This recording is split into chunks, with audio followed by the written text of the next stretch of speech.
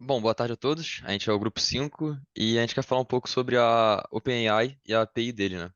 Mas antes disso começar, a gente precisa falar um pouco de que são as LLMs, é, que são conhecidas como Large Language Model. É um modelo de linguagem grande e avançado, ele recebe grande quantidade de texto para aprender e treinar. E o modelo GPT é uma LLM. GPT significa Generative Pre-trained Transformer. E eles são treinados em grande conjunto de dados textuais para aprender os padrões e estruturas da linguagem, permitindo que eles gerem um texto coerente, né? Porque não faz sentido você receber uma quantidade de texto e não escrever nada coerente. Usam redes neurais baseadas em transformers, como eu disse no nome dele, Generative Pre-trained Transformers. O tamanho dele em si é em gigabytes, mas ele treina com dados em petabytes. Petabytes são 1024 terabytes e cada terabyte são 1024 gigabytes. Então é uma quantidade bem absurda de dados que ele recebe para de fato funcionar como uma LLM. Além disso, ele também recebe milhões de parâmetros. Acho que nos próximos slides a gente define um pouco melhor isso, para ter um pouco de. Por exemplo, o GPT-3 ele recebe, sem nem dizer que número é esse, mas fica infinitas vezes maior que o GPT-4. Isso quer dizer que o GPT-4 ele consegue receber muito mais parâmetros e também tem a capacidade de compreensão textual e de aprendizado muito melhor do que o GPT-3. LLMs, o único modelo pode fazer diversas tarefas, como tradução automática, resumo, geração de texto criativo, entre várias outras coisas. E também o aumento desse tamanho do modelo permite que ele tenha um aprendizado mais complexo, ou seja, consiga dominar assuntos que ele teria mais dificuldade em um modelo que ele recebe menos parâmetros. Pode falar para o próximo, por favor, Luca. Então, uma questão que sempre é muito levantada é se LLMs e IA generativa são a mesma coisa. A IA generativa é um subconjunto de machine learning, não necessariamente é uma LLM. E o treino com grande quantidade de dados para aprender, na verdade, elas treinam com grandes quantidades de dados para aprender padrões e estruturas para criar novos dados. Alguns exemplos de modelos generativos é o DALL-E, o Midjourney para fazer imagem, para fazer o código. Não necessariamente código, né? Não, eu li errado. Mas sim, geração de código é o OpenAI Codex. E geração de texto é o Llama, o Flan T5 e o GPT-4. O GPT 3.5 tem vários modelos do próprio GPT que eu conheço, né? Pode passar para o próximo, o Luca. Valeu. Como que eles aprendem? Tem dois estágios principais, né? De aprendizado. O pré-treino e o ajuste fino, que é o fine tuning, né? Acho que já falar nos próximos slides. A fase de pré-treinamento, ele pega um gigantesco conjunto de dados, ou seja, livros, toda a Wikipedia ou muitos dados da internet que são livres para coleta. E na fase de tuning, e- ele pega um conjunto de dados menores que são mais importantes para a aplicação dele. Dependendo do contexto que ele é inserido, ele pega dados que são mais interessantes, né? Para aprender mais sobre aquele termo específico.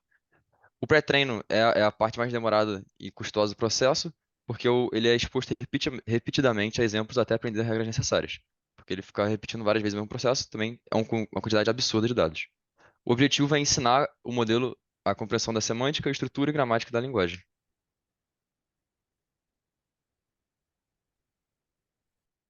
Então, aí sobre a fase de pré-treino, tipo, basicamente o que o modelo vai fazer vai ser ir analisando qual seria a próxima palavra, sempre baseado, tipo, na probabilidade dela aparecer, que é uma parada que dá para ser controlada, né, com alguns parâmetros quando a gente está mexendo com a API, pelo menos. E aí, por exemplo, quando vai lá e gera o como você, ele vai lá e vai vendo qual seria as próximas palavras que seriam geradas, e aí, probabilisticamente, veria qual que seria a palavra depois de você. E aí, depois, a partir dessa próxima palavra, gerar qual que seria a próxima palavra. E dada uma frase parcial, eles podem prever quais vão ser as próximas que vão ser geradas. E aí, em fragmentos de sentenças, é possível pedir que o modelo adivinhe quais que são as palavras que estão faltando também. E aprender representações mais poderosas da linguagem com isso. E como adivinhar a sequência inteira é mais difícil, eliminar algumas palavras para que o modelo aprenda a relação dela com o início e o fim é uma das formas de fazer esse treinamento. Aqui, por exemplo, a gente sabe que é o rato roeu a roupa do rei de Roma. E João e Maria jogaram pães pela floresta. E é isso aqui, eu realmente não sei. Mas seria basicamente fazendo assim o treinamento para descobrir qual que seria uma próxima palavra. Bom, então, como o Thiago já tinha falado um pouco da fase de fine tuning, ela é bom comentar um pouco sobre ela. O uso normal de um LLM hoje em dia, porque de um tempo pra cá ficou bem. não vou falar ficou bem democratizado o uso de LLM, porque ainda tem um bom caminho pela frente, mas o que é que acontece hoje em dia é que as grandes empresas elas fazem o treino desses modelos de fundação, como eles são chamados, como o GPT, o Llama, o Falcon, eles são, enfim, eu vi por aí que eles são chamados modelos de fundação, que é realmente neles são feito o treino mais bruto. E depois você vai lá, você tem a sua aplicação que é bem mais específica, você baixa esse modelo de fundação, você pega os seus dados que são mais específicos e você faz o resto desse fine-tune do modelo. É, que é justamente o que fala aí. É, você quer que ele aprenda uma certa tarefa desejada, e você vai alimentar esse modelo de base com, com exemplos linguísticos que definem os conceitos que você quer que aquele modelo saiba. Por exemplo, se eu quiser que um modelo ele seja bem, tenha bastante conhecimento sobre, não sei, ciências biológicas, eu vou pegar vários artigos de ciências biológicas e vou alimentar meu modelo. Isso com certeza vai melhorar a capacidade dele de lidar com textos de científicos, né, desse contexto que eu dei para ele. Outra forma também é a parte de perguntas e respostas. Eu posso alimentar o modelo com perguntas e respostas, como assim? Para essa pergunta, eu quero esse tipo de resposta. E dou vários exemplos desse para o meu modelo, até que uma hora que ele vai balanceando essas probabilidades e ele vai começar a associar, enfim, mais perguntas às respostas que eu espero. E no último ponto o bruto do treino desse modelo de base é realmente o treino inicial, né? Que ele tem que aprender todas as regras linguísticas, enfim, e um corpus de dados, um corpus bem absurdo de grande. Mas essa parte de especificação para uma certa tarefa é muito mais, digamos que tranquila, porque ele precisa de um conjunto de dados bem consideravelmente menor do que o conjunto de dados que ele foi usado para o treinamento inicial. Pode passar.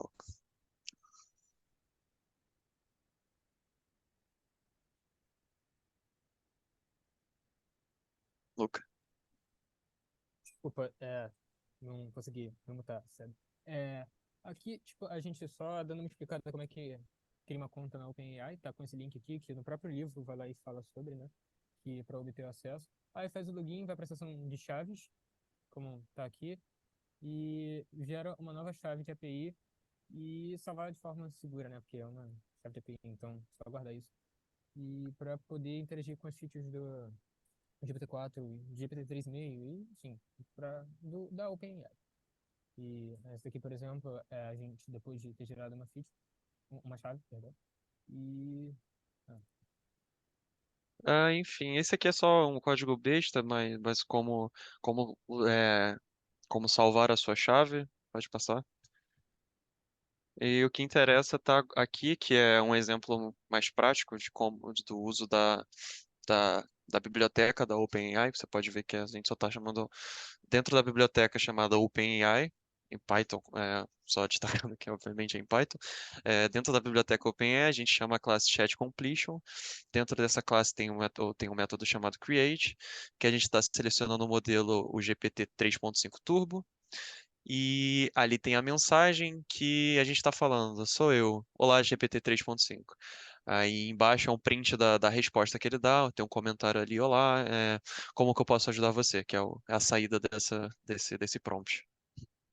só um comentário, tipo, isso daqui a gente fez tem um certo tempo, então essa daqui realmente, que é a parte principal do trabalho, e já está deprecada. A gente foi fazer outro trabalho, tipo, tentar fazer a mesma coisa e deu erro. Mas é bem similar, então assim, não é muito diferente de o que a gente está fazendo. E outra coisa também, no livro fala só sobre o GPT-4, mas a gente usou o 3,5 porque é grátis. É, enfim, esses são aqui alguns parâmetros que interessam na geração de um prompt. A gente trouxe esses daqui. Começando pela temperatura, né? A temperatura A temperatura e esse segundo parâmetro chamado top P, que eles dois controlam um certo nível de criatividade do, do modelo. a temperatura ela afeta diretamente a distribuição de probabilidade do modelo, ele dá uma suavizada, é, de modo que quando você coloca um parâmetro de temperatura mais baixo, o modelo ele fica menos criativo. Ele dá respostas mais determinísticas, mais focadas. Enquanto que se eu aumentar a temperatura do modelo, é, ele cria um certo grau de criatividade, ele varia as respostas dele. É, e o top P também a variação dele também controla esse nível de criatividade, é, de modo que quanto mais alto o top P, é, você permite que o modelo ele escolha palavras menos prováveis, em que o contrário, né? Quanto mais baixo o top P, ele vai escolher palavras mais prováveis. É, o problema disso, né, é que se você deixar quanto mais criativo ficar o seu modelo, mais propenso a erro ele pode ficar. Por isso que são variáveis bem importantes de você controlar. Você não pode simplesmente, eu quero que meu modelo seja criativo. Não, você pode perder alguma coisa dependendo do nível do modelo ali. E a terceira, o max tokens, esse é bem óbvio, ele limita o comprimento da resposta.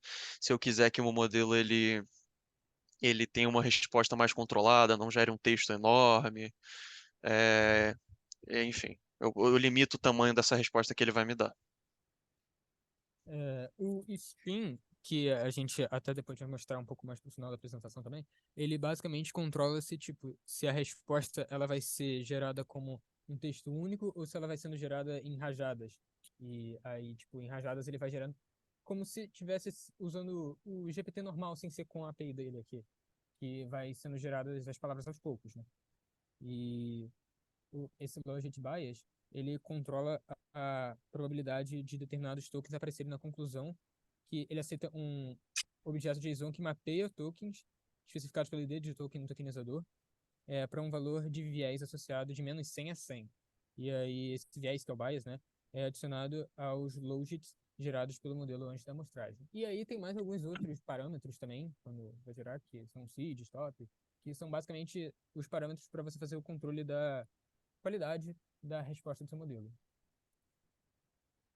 E aí aqui é mais uma continuaçãozinha, né, de como estava antes. Aqui, ao invés de ficar uma mensagem só, a gente está botando um grupo de mensagens, uma lista, né? Então, por exemplo, seria basicamente como se fosse você digitar para o GPT como é que começa uma história, e aí a gente está forçando ele a começar com Once Upon a Time, e aí depois botar para ele seguir em frente. E aí aqui, por exemplo, seguindo um pouco, né, a gente botou um limite de 150 no tokens, uma temperatura de 0.1, então ele está mais determinístico, está mais focado na resposta dele, da geração da história, né, que foi o que a gente viu. E aí esse daqui é o resultado para esse caso aqui. E aí, por exemplo, aqui a gente pode ver que ele não terminou, porque ele estava com 150 no max tokens, né, então se a gente não limitasse, ou se a gente botasse um max tokens maior, ele simplesmente contaria uma história um pouco maior. A gente testou com 100 max tokens também, realmente também deu uma história bem maior, que a gente vai falar depois.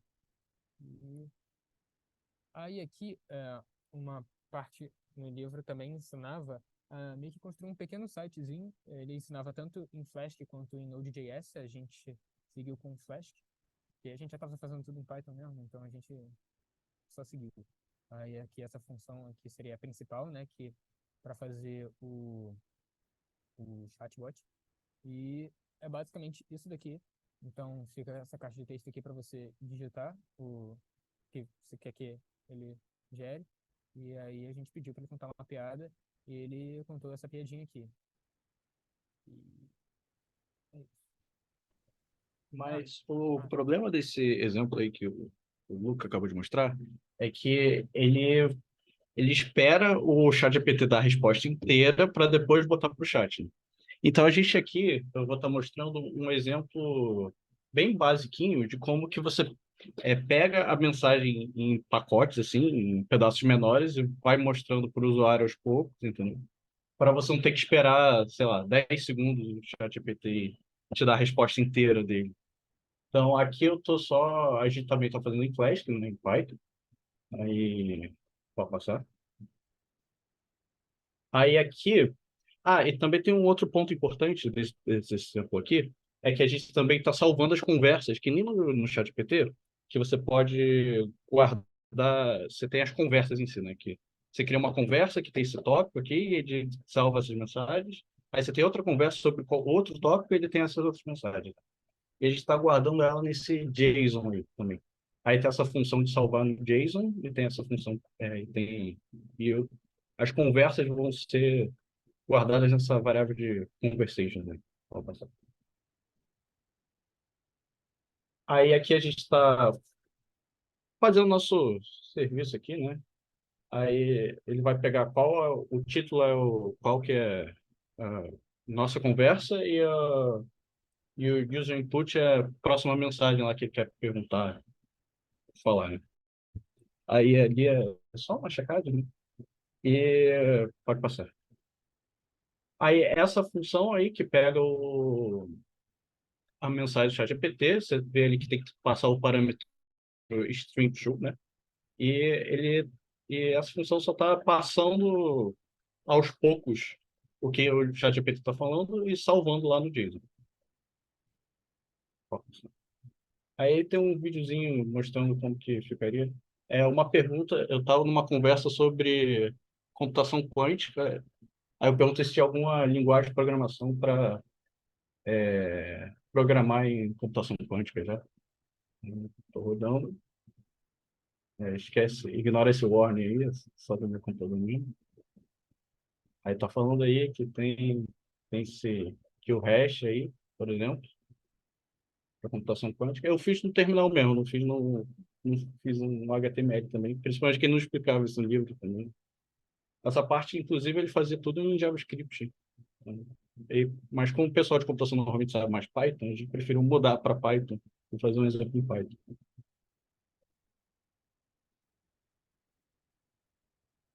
E pode passar. Eu acho que tem que passar 2 vezes para o Twitch. Aí esse daí é o JSON que fica guardado em memória. Então, se você depois quiser abrir de novo o servidor e fazer outra pergunta, você pode. Aí ele adiciona aqui por exemplo, para o Physics, ele adiciona uma mensagem ali, né? Aí, se você quisesse abrir outra conversa, né, ele abriria outro tópico que não seja o Physics, por exemplo.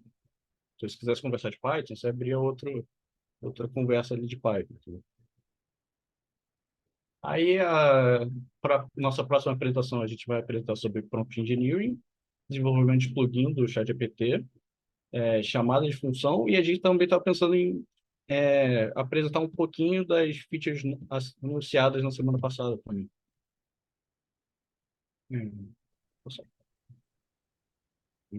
Agora a gente está vindo aqui para perguntas.